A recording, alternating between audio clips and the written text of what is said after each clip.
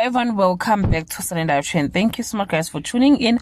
Well guys, I'm back again with the Mzansi celebrity stories namhlanje sikhuluma ke ngoYolanda Miyeza indodakazi ya the late umama ke uZanele Mbokazi kaNkambule.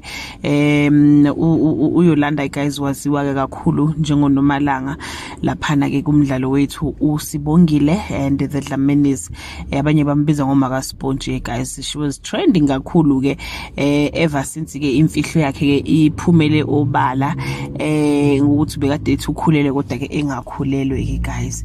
Woke guys angikho lapho ke indaba ezimnandi ukuthi ke usebuyele emsebenzini after ke ukuthatha ikhefu lesikhashana esingangenyanga emva kokudlula kamama wakhe ke emhlabeni. In her Instagram post ubhalile ke wathi ubesekhumbule kakhulu ke emsebenzini. Omunye kobe mpostile ngelanga lakhe lokuqala ebuyile emsebenzini uNombulelo Mpungose odlala ke indawo kaWenzini.